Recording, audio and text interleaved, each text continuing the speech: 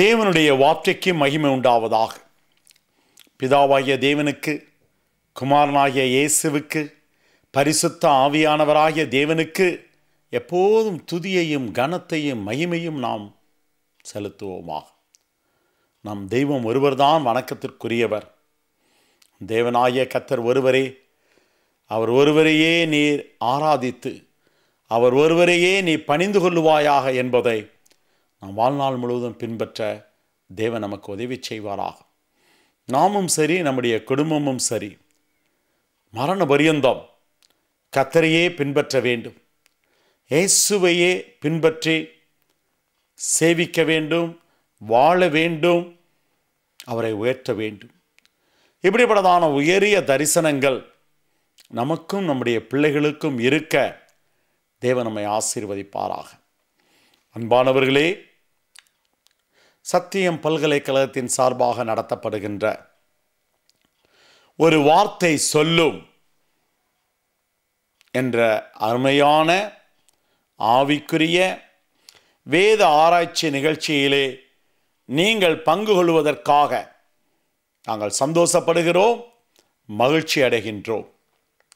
இந்த நிகழ்ச்சியானது அநேகருக்கு பிரயோஜனமாக இருக்கிறது என்று எங்களுக்கு தகவல்கள் எட்டும் பொழுது சந்தோஷமாக இருக்கிறது. தேவனுடைய வார்த்தை உயர்த்தப்படுவதையும், தேவ பிள்ளைகள் தேவனுடைய வார்த்தைக்கு கொடுக்க வேண்டிய கனத்தையும் மதிப்பையும் மரியாதையையும் கொடுக்கும் பொழுது பரலோகம் சந்தோஷப்படுகிறது, தேவனும் சந்தோஷப்படுகின்றார். இப்பொழுதோ ஒரு மிக முக்கியமான சத்தியத்தை நாம் சத்திய வேதத்திலே தியானத்திற்கு எடுத்துக்கொள்ளப் போகின்றோம். உயிர்த்தெழுதலின் ரகசியம், the secret of the resurrection. எப்படிப்பட்டதான டினாமினேஷன் சபை பிரிவை சேர்ந்தவர்களாக இருந்தாலும் அவர்களுக்கு உயிர்த்தெழுதலை குறித்த ஒரு விசுவாசம் காணப்படுகிறது. ஒரு நாள் இயேசு வருவார், நாம் உயிர்த்தெழுந்து அவரை போய் சந்திப்போம் என்ற விசுவாச அறிக்கையும் கூட சாட்சியின் மூலமாக, பாடல்களின் மூலமாக அவ்வப்போது வெளிப்படுத்தப்படுகிறது. திருச்சபைக்கு ஆண்டவர் இயேசு வருவார், அவரை சேர்ந்தவர்களை அவர் மரித்திருந்தாலும் உயிர்த்தெழ பண்ணுவார் என்ற நம்பிக்கையோடு தான் ஒருவர் இறந்து அடக்காராதனை நடத்தப்படும் போதெல்லாம் அங்கு அந்த நம்பிக்கையின் வசனங்கள் பிரசங்கிக்கப்படுகின்றன, வாக்குத்தத்தங்களாக அளிக்கப்படுகின்றன. சத்தியம், வேதம் என்ன சொல்லுகிறது? வேதாகமத்தின் பல இடங்களிலே உயிர்த்தெழுதலை குறித்ததான வசனங்கள் அங்கொன்றும் இங்கொன்றுமாக காணப்பட்டாலும் மிக முக்கியமாக உயிர்த்தெழுதலை குறித்த இரகசியங்களை, சத்தியத்தை 1 கொரிந்தியர் 15வது அதிகாரத்திலே 20 முதல் 23 வசனங்களிலே எழுதப்பட்டிருக்கிறது. வாசித்து பார்ப்போமா? கிறிஸ்துவோ மரித்தோரிலிருந்து எழுந்து நித்திரை அடைந்தவர்களில் முதற் பலனானார். மனுஷனால் மரணம் உண்டானபடியினால் மனுஷனால் மரித்தோரின் உயிர்த்தெழுதலும் உண்டாயிற்று. ஆதாமுக்குள் எல்லாரும் மரிக்கிறது போல கிறிஸ்துவுக்குள் எல்லாரும் உயிர்ப்பிக்கப்படுவார்கள். அவனவன், கவனிக்க வேண்டும், அவனவன் தன் தன் வரிசையிலே உயிர்ப்பிக்கப்படுவான். முதற் பலனானவர் கிறிஸ்து. பின்பு அவருடைய வருகையிலே, இயேசுவின் வருகையிலே அவருடையவர்கள் உயிர்ப்பிக்கப்படுவார்கள். அதன் பின்பு முடிவு உண்டாகும். உயிர்த்தெழுதலை குறித்த அருமையான ஆதார வசனங்கள் இவைகள். நன்கு கவனிக்க வேண்டும்.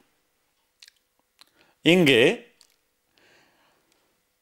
ஆதாமுக்குள் எல்லாரும் மரிக்கிறது போல கிறிஸ்துவுக்குள் எல்லாரும் உயிர்ப்பிக்கப்பட வேண்டும் என்றதான ஒரு சட்டம், லா ஆஃப் ரெசரக்ஷன் எழுதப்பட்டிருக்கிறது. அந்த சட்டத்தின் அடிப்படையிலே தேவ திட்டம் என்ன? அவனவன் தன் தன் வரிசையிலே உயிர்ப்பிக்கப்பட வேண்டும். There is an order of resurrection. உயிர்த்தெழுதலிலே ஒரு ஒழுங்கு, ஒரு வரிசை, ஒரு முறைமை இருப்பதை நாம் விளங்கிக் கொள்ள வேண்டும். மூன்றாவதாக, அந்த உயிர்த்தெழுதலின் முதல் பலனானவர், முதல் வரிசை கிறிஸ்து என்று அங்கு எழுதப்பட்டிருக்கிறது. பிறகு இரண்டாவது வரிசை எப்போது உண்டாகும் அல்லது இரண்டாவது வரிசையிலே எப்போது உயிர்த்தெழுதல் நடக்கும் என்று பார்க்கும் பொழுது அங்கு சொல்லப்படுகிறது, அவருடைய வருகையிலேதான், பின்பு அவருடைய வருகையிலேதான் மற்றவர்கள் உயிர்த்தெழுவார்கள் என்று எழுதப்பட்டிருக்கிறது. வேதாகமத்தை ஆராயும் பொழுது உயிர்த்தெழுதலிலே 7 வரிசைகள் இருப்பதை நாம் விளங்கிக் கொள்ள முடியும்.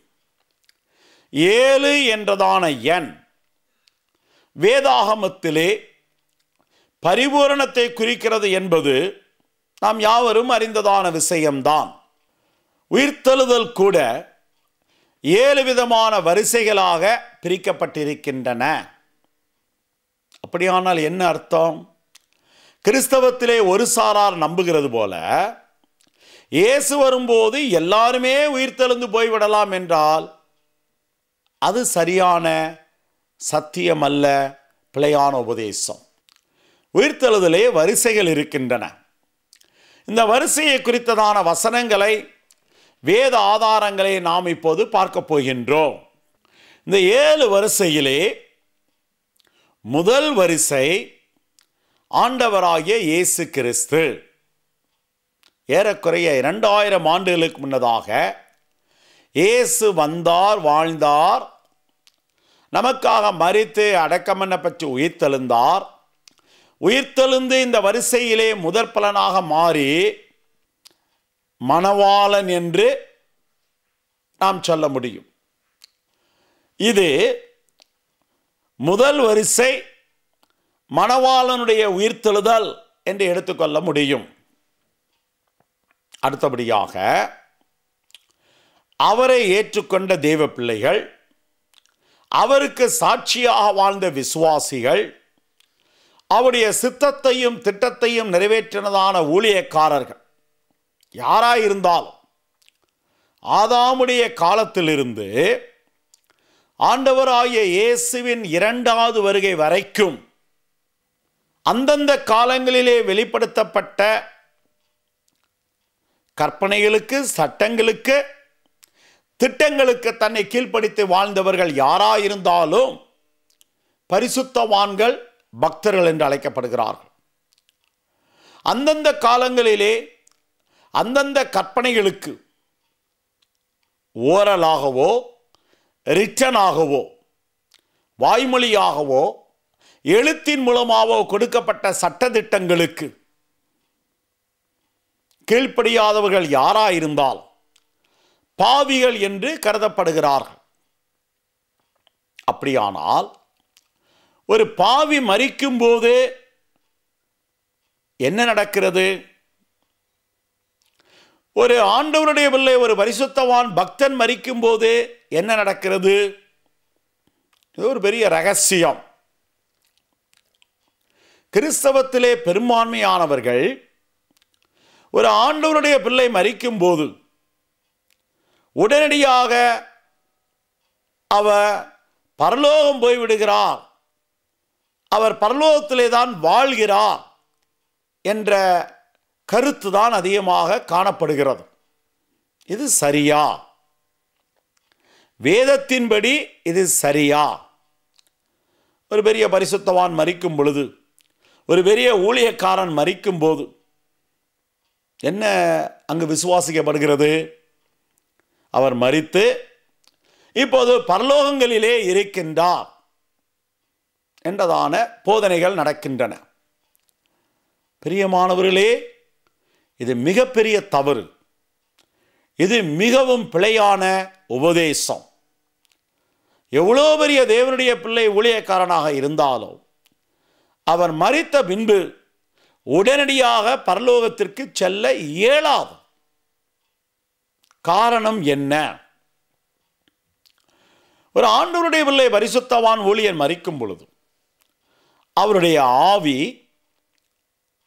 தன்னை தந்த தேவனிடத்திலே போய்விடுவதாக பிரசங்கி 12வது அதிகாரம் 7வது வசனம் சொல்லுகிறது.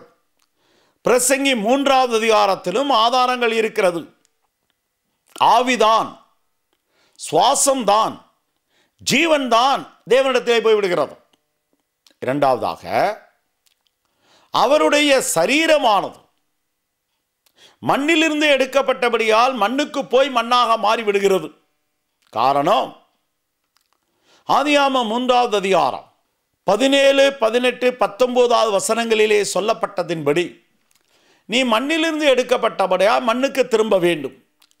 பிரசங்கி 12வது அதிகாரம் 8, 9 வசனங்களிலே சொல்லப்பட்டதின்படி இவ்விதமானது மண்ணானது தான் முன்னிருந்த பூமிக்கு திரும்பினபடி. ஆகவே யாராயிருந்தாலும் அவர்கள் மண்ணுக்குள் தான் போக வேண்டும். ஒரு சில வருடங்களிலே மண்ணானது அந்த மாமிசத்தை அரித்து தின்று விடுகிறது. ஆனால் ஆவி தேவனிடத்திலே போய்விட்டு சரீரம் மண்ணோடு மண்ணாக மாற்றப்பட்டு ஆத்துமாவானது எங்கே போகிறது? இது ஒரு பெரிய ரகசியம். வேதவசனங்களை ஆராய்ந்து பார்க்கும் பொழுது இயேசு கிறிஸ்து மரித்த பிறகு அவருடைய ஆத்துமா கூட பாதாளத்துக்கு சென்று தங்கியிருந்ததாக அப்போஸ்தலர் 2வது அதிகாரம் 30 முதல் 35 வசனங்கள் உறுதிப்படுத்துகின்றன. எபேசியர் 4வது அதிகாரமும் இதை உறுதிப்படுத்துகிறது. கவனிக்க வேண்டும். ஆகவே கீழாக, பூமிக்கு கீழாக 3 பகுதிகள் உள்ளன. ஒன்று எரிகின்ற நரகம், இன்னொன்று பாதாளமாகிய பரதேசு அல்லது ஹேடிஸ், மூன்றாவது அக்னியும் கந்தம் எரிகிறதான கடல். அக்னியும் கந்தம் எரிகின்ற கடலிலே இப்போது யாரும் இல்லை. ஒரு ஆண்டவருடைய பிள்ளை மரிக்கும் போது அவருடைய ஆத்துமாவானது இந்த பாதாள பரதேசுக்கு, ஹேடிஸ் என்று சொல்லப்பட்ட இந்த இடத்திற்கு கடந்து சென்று அங்கு இளைப்பாறுகின்றது. அவர் பரலோகத்திற்கு போவது இல்லை. கவனிக்க வேண்டும். இந்த ஆத்துமா அங்கு இளைப்பாறி கொண்டிருக்கும் பொழுது இயேசு வரும்போதுதான் இந்த ஆத்துமா உயிர்த்தெழுந்த சரீரத்தை பெற்று இயேசுவை வானங்களிலே சென்று சந்திக்கின்றது. பரலோகத்திற்கு போவதல்ல. கவனிக்க வேண்டும். அப்படியானால் ஒரு பாவியுடைய நிலைமை என்ன? அவன் மரிக்கும்போது அவனுடைய ஆவியும் தன்னை தந்த தேவனிடத்திலே ஜீவன் போய்விடுகிறது. அவனுடைய சரீரமும் மண்ணோடு மண்ணாக மாற்றப்பட்டு விடுகிறது. ஆனால் அவனுடைய ஆத்துமா பாவம் செய்தபடியினாலே நரகத்திற்கு சென்று அங்கு வேதனைப்படுகின்றது. லாசரு இறந்தபோது அந்த சம்பவத்திலே அவனுடைய ஆத்துமா பரதேசுக்கு சென்றதாகும். அந்த ஐஸ்வர்யனுடைய ஆத்துமா அங்கு நரகத்திலே வேதனைப்படுகிறதையும் நாம் பார்க்கின்றோம். ஆகவே ஆதாமுடைய காலத்தில் இருந்து இயேசுனுடைய 2வது வருகை வரைக்கும் யார் யாரெல்லாம் ஊழியர்களோ பரிசுத்தவான்களோ பக்தர்களோ தேவ சித்தத்தின்படி நடந்தவர்களோ அவருடைய ஆத்துமா பாதாளத்திலே பரதேசிலே சென்று இளைப்பாறுகிறது. ஆகவே தான் தானியேலை குறித்து 12வது அதிகாரம் கடைசி வசனத்திலே சொல்லப்படுகிறது, நீயோ உன் சுதந்திர வீதத்துக்கு எழுந்திருக்கும்படி, இதான் அவனவன் தன் தன் வரிசையிலே உயிர்ப்பிக்கப்படுவான். உன்னுடைய சுதந்திர வீதத்துக்கு எழுந்திருக்கும்படி நீ போய் இளைப்பாரி கொண்டிரு என்று சொல்லுகிறது. இது அவனுடைய ஆத்தும இளைப்பாறுதலை குறிக்கிறது. தானியேலும் இளைப்பாரி கொண்டுதான் இன்றைக்கும் இருக்கிறது அவருடைய ஆத்துமா. பரிசுத்த பவுலுடைய ஆத்துமாவும் இளைப்பாரி கொண்டுதான் இருக்கிறது. பேதருடைய ஆத்துமாவும் இளைப்பாரி கொண்டுதான் இருக்கிறது. இவர்களுடைய ஆத்துமாவே இளைப்பாரி கொண்டிருப்பதற்காக வேதத்திலே ஆதாரங்கள் இருக்கும் பொழுது, இன்றைக்கு மரிக்கிற ஒரு பெரிய ஊழியக்காரன் பரலோகத்திலே செல்ல இருக்கிறார் என்று சொல்லுவது சரியான தவறாகும், கள்ள உபதேசமாகும். இதை விளக்குவதற்கு நூற்றுக்கணக்கான வசன ஆதாரங்கள் சத்தியம் பல்கலைக்கழகத்திலே இருக்கின்றன. சரி, இப்படி எடுத்துக்கொள்வோமே, ஒரு ஆண்டவருடைய பிள்ளை பரிசுத்தவான் மரித்தவுடனே பரலோகம் போய் விடுகிறார் என்றால், ஏன் இயேசு 2வது வருகையிலே வந்து மரித்தவர்களை உயிரோடு எழுப்பி எடுத்துக்கொள்ள வேண்டும்? அவர்கள்தான் ஏற்கனவே பரலோகம் போய்விட்டார்களே, அங்குதான் இருக்கிறார்களே, அங்குதான் இயேசு இருக்கிறாரே. இயேசு அங்கேயே அவர்களை மீட் பண்ணி கொள்ள வேண்டியதானே, சந்தித்துக் கொள்ள வேண்டியதானே. எதற்காக திரும்பி வந்து மரித்தவர்களை, கிறிஸ்துவுக்குள் மரித்தவர்களை அவர்களை உயிரோடு எழும்ப பண்ண வேண்டும்? இது அறியாமல் பாவம் ஜனங்கள் வஞ்சிக்கப்படுகிறார்கள், ஏமாற்றப்படுகிறார்கள். உங்களுக்காக அந்த பெரிய ஊழியக்காரர் பரலோகத்திலே அவர் பரிந்து பேசிக் கொண்டிருக்கிறார் என்ற அளவிற்கு கள்ள உபதேசங்கள் மலிவாக மாறிவிட்டன. தெய்வம் ஒருவர் தான் பரிந்து பேச முடியும். எபிரேயர் 7:25 படி இயேசுதான் நமக்காக பரிந்து பேசிக் கொண்டிருப்பதாக வேதம் சொல்லுகிறது. ரோமர் 8வது அதிகாரத்தின்படி 25-26 வசனங்களிலே பரிசுத்த ஆவியானவராகிய தேவன் தான் நமக்கு பரிந்து பேசுவதாக சொல்லப்படுகிறது. எந்த ஒரு மனிதனும் நமக்காக பரிந்து பேச இயலாது. ஏனென்றால் அவர் உயிரோடு கூட இல்லை. அவருடைய ஆத்துமா உயிர்த்தெழுதலுக்காக காத்திருக்கிறது. இனி இயேசு கிறிஸ்துடைய 2வது வருகையிலே அந்த ஆத்துமா உயிர்த்தெழுகிறது. அப்போது நடக்கப் போகிறதான சம்பவங்கள் என்ன? 1 தெசலோனிக்கேயருக்கு எழுதின நிருபம் 4வது அதிகாரம் 16-17 வசனங்களிலே இயேசுவின் 2வது வருகையின் போது நடக்கப் போகிறதான உயிர்த்தெழுதலை குறித்தும் மறுரூபப்படுதலை குறித்தும் அங்கு சொல்லப்படுகிறது. என்ன? இயேசு கிறிஸ்து தேவ எக்காலத்தோடு பலத்த சத்தத்தோடு அவர் பரலோகத்திலிருந்து இறங்கி வருகிறார். ஆனால் அவர் பூமிக்கு வருவதல்ல. அப்படி இறங்கி வரும்போது அங்கு சொல்லப்படுகிறது, முதலாவது கிறிஸ்துவுக்குள் மரித்தவர்கள் உயிர்த்தெழுவார்கள், பின்பு உயிரோடு இருக்கிற நாமும் எடுத்துக்கொள்ளப்படுகிறோம். கவனிக்க வேண்டும். 2வது வரிசையிலே, முதல் வரிசை இயேசு மணவாளன் 2000 ஆண்டுகளுக்கு முன்னதாக நடந்தது.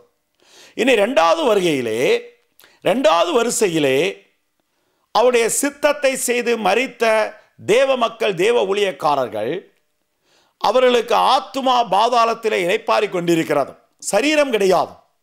அப்போது இயேசு திரும்பி வரும்போது அவர்களுக்கு ஒரு உயிர்த்தெழுந்த சரீரம் கொடுக்கப்படுகிறது. இதைத்தான் எபிரேயர் 9:28 தமக்காய் காத்து கொண்டிருக்கிறவர்களுக்கு நித்திய ரட்சிப்பை அருளும்படி அவர் 2ஆம் தரம் பாவமில்லாமல் தரிசனமாவார் என்று இருக்கிறது. பூமிக்கு வருவார் என்று சொல்லப்படவில்லை. அப்ப 2ஆம் தரம் அவர் தரிசனமாவது என்பது வானங்களிலே நடைபெறுகிறதான ஒரு அதிசயம். அப்படி வரும்போது கிறிஸ்தவர்களுக்காக வருவார் என்று எழுதப்படவில்லை. கவனிக்க வேண்டும். தம்முடைய சித்தத்தை செய்து முடித்து காத்து கொண்டிருக்கிறது என்றால் என்ன? அங்கு ஆத்துமாவை குறிக்கிறது. காத்து கொண்டிருக்கிற ஆத்துமாக்களுக்காக அவர் வருகிறார். அப்போது அந்த ஆத்துமாக்களுக்கு நித்திய ரட்சிப்பு என்பது குறியீட்டு வார்த்தை. இது உயிர்த்தெழுந்த சரீரத்தை குறிக்கிறது. இந்த ஆத்துமாக்களுக்கு அந்த உயிர்த்தெழுந்த சரீரம் கொடுக்கப்படுகிறது. அப்படியானால் ஆத்துமா பிளஸ் சரீரம் இருக்கிறது, இருந்தாலும் ஜீவன் இல்லை, சுவாசம் இல்லை. அப்போது தேவனிடத்திலிருந்து ஜீவ ஆவியாக மூன்றாவது புறப்பட்டு இவர்களுக்குள்ளாய் கடந்து வந்து இவர்களை ஆதாமுக்குள்ளாய் ஜீவ சுவாசம் ஊதப்பட்டு அவர்கள் உயிர்ப்பிக்கப்பட்டது போல, அவன் உயிர்ப்பிக்கப்பட்டது போல இவர்களும் உயிர்ப்பிக்கப்படுகிறார்கள். இது ஒரு பெரிய ரகசியம் பிரியமானவர்களே. கொஞ்ச நேரத்தில் இதை விளக்குவதும் அரிது. ஆனால் எங்களுடைய வேத ஆராய்ச்சிகளிலே உயிர்த்தெழுதலின் ரகசியங்கள் என்று சொல்லி 9 விதமான ரகசியங்களை எழுதி அவை ஒவ்வொன்றுக்கும் 3 விதமான ஆதார வசனங்களையும் கொடுத்து இதுதான் உயிர்த்தெழுதல் என்பதை ஆணித்தரமாக நாங்கள் உலகமெங்கிலும் நிரூபித்து வருகின்றோம். ஆகவே ஒரு ஊழியக்காரர் இறந்து பரலோகத்திலே இருக்கிறார் என்பதை தயவு செய்து யாரும் நம்பிவிட வேண்டாம், ஏமாந்து விட வேண்டாம். பிரியமானவர்களே, இப்படி இருக்கும் பொழுது அங்கே உயிரோடு இருக்கிற ஆண்டவருடைய பிள்ளைகள் எடுத்துக்கொள்ளப்படுவதாக சொல்லுகிறது. உயிரோடு இருக்கிற ஆண்டவருடைய பிள்ளைகள் ஆவி அவரிடத்தில் தான் இருக்கிறது, ஆத்மா அவரிடத்தில் தான் இருக்கிறது, சரீரமும் அவரிடத்தில் தான் இருக்கிறது. ஆனால் ரத்தம் ஓடிக்கொண்டிருக்கிறபடியினாலே, மாமிசமும் ரத்தமும் பரலோகத்தை சுதந்திரிக்க முடியாதபடியினாலே, தேவனுடைய ராஜ்யத்தை சுதந்திரிக்க முடியாதபடியினாலே என்ன வேண்டி இருக்கிறது? அந்த ரத்தம் சுண்டி அந்த ரத்தமானது எடுத்துக்கொள்ளப்பட்டு அதற்கு பதிலாக ஒரு மறுரூபப்பட்டதான சரீரம் அங்கு வேண்டியதாக இருக்கிறது. அப்படியானால் இருக்கிற சரீரம் மறுரூபப்பட்டு மகிமையின் சாயலை அடைந்து வானங்களுக்கு கடந்து சென்று இயேசுவை மீட் பண்ணுகிறது. இதான் மூன்றாவது வரிசை. முதல் வரிசை இயேசு மணவாளன், இரண்டாவது வரிசை, மூன்றாவது வரிசை என்பது மணவாட்டியை குறிக்கின்றதான ரகசியங்கள். மரித்த பரிசுத்தவான்களுடைய உயிர்த்தெழுந்த சரீரத்தின் கூட்டம், இருக்கிற பரிசுத்தவான்களுடைய மறுரூபப்பட்ட மகிமைப்பட்ட சரீரத்தின் கூட்டம், இதுதான் அங்கு நடத்தப்பட போகிறது. இவர்கள் இயேசுவை சந்தித்து, மணவாளனை சந்தித்து மணவாட்டியாக அவர்கள் இருக்க போகிறார்கள். பரலோகத்திற்கு இவர்கள் போவதல்ல. ஏனென்றால் இவர்கள் மறுபடியும் மூன்றாவது வருகையிலே இயேசுவோடு கூட பூமிக்கு திரும்பி வந்து 1000 வருட அரசாட்சியிலே ஈடுபட்டு பின்புதான் அவர்கள் வெள்ளை சிங்காசன நியாய தீர்ப்புக்கு பரலோகம் போய் அங்கு புத்தகங்கள் திறக்கப்பட்டு இவர்கள் ஒவ்வொருவருடைய காரியங்களுக்குரிய கணக்குகள் ஒப்புவிக்கப்பட்டு அதற்குரிய ரிவார்டுகளை, பலன்களை பெற்றுக்கொண்டு, கிரீடங்களை பெற்றுக்கொண்டு அவர்கள் மறுபடியுமாக புதிய வானம், புதிய பூமி, புதிய எருசலேம் என்றதான மற்றொரு அமைப்பிற்கு கடந்து வர வேண்டும். இது ஒரு நீளமான, ஆழமான பெரிய ஒரு சப்ஜெக்ட். ஆகவே இப்போது இதோடு முடித்துக்கொள்ள விரும்புகிறேன். அடுத்த செய்தியிலே, அடுத்த வேத ஆராய்ச்சியிலே இதை பார்ட் 2 இரண்டாவதாக, உயிர்த்தெழுதலின் ரகசியத்திலே இரண்டாவதாக நான் பார்க்க வேண்டும் என்று, போதிக்க வேண்டும் என்று விரும்புகிறேன். ஏனென்றால் 4வது வரிசை உபத்திரகாலத்திலே உண்டாகிறது, 5வது வரிசை மகாபத்திரகாலத்திலே உண்டாகிறது, 6வது வரிசை 1000 வருட அரசாட்சிக்கு பின்னதாக உண்டாகிறது, 7வது வரிசை 1000 வருட அரசாட்சிக்கு பின்னதாக உண்டாகிறது. இவைகள் எல்லாம் வசனங்களின் அடிப்படையிலே அடுத்த ஆராய்ச்சியிலே பார்க்க போகிறோம். ஒருவரும் அதனை காண்கின்ற தருணத்தை இழந்து விடாதிருங்கள், அல்லது மிஸ் பண்ணாதிருங்கள். காத்திருங்கள். தேவன் தாமே உயிர்த்தெழுகிற ஆசீர்வாதத்தை உங்களுக்கு கொடுப்பாராக. என் மாமிசத்தை புசித்து என் இரத்தத்தை பானம் பண்ணுகிறவனுக்கு நித்திய ஜீவன் உண்டு, அவனை கடைசி நாளிலே நான் எழுப்புவேன். யோவான் 6வது அதிகாரம் 54வது ரகசியத்தை, ஆசீர்வாதத்தை தேவன் உங்களுக்கு கொடுப்பாராக. செபிப்போமா? ஆபிரகாமின் தேவனும், ஈசாக்கின் தேவனும், யாக்கோபின் தேவனும் ஆகிய ஜீவனுள்ள தகப்பனே, உம்முடைய நாமங்களை துதித்து உமக்கு நாங்கள் நன்றி செலுத்துகிறோம். மிகவும் கருகலான, ஆழமான, பலவிதமான குழப்பமான உபதேசங்களுக்கு மத்தியிலே ஜனங்கள் காணப்படுகின்ற பொழுது, ஆண்டவரே, உயிர்த்தெழுதலின் ரகசியத்தை ஆவியானவர் எங்களுக்கு போதிக்கிறதற்காக ஸ்தோத்திரம், வழிநடத்துகிறதற்காக ஸ்தோத்திரம். சத்தியத்தை விளங்கி சத்தியத்தை ஏற்றுக்கொண்டு உயிர்த்தெழுதலுக்காக காத்திருக்கிற பாக்கியத்தை அடியார்களுக்கு தருவீராக, ஆசீர்வதிப்பீராக. உயிர்த்தெழுதலுக்கு தேவையான உம்முடைய வார்த்தையாய மாமிசத்தை புசித்து உம்முடைய வார்த்தையாய இரத்தத்தை குடித்து இந்த சத்தியத்திலே ஜீவிக்க எங்கள் ஒவ்வொருவருக்கும் உதவி செய்வீராக. துதிகன மகிமை எல்லாம் உடைய வார்த்தைக்கே, வார்த்தையாகிய இயேசுவின் நாமத்தில் ஆவியானவருடைய ஒத்தாசையில் செபிக்கின்றேன் ஜீவனுள்ள நல்ல பிதாவே, ஆமேன்.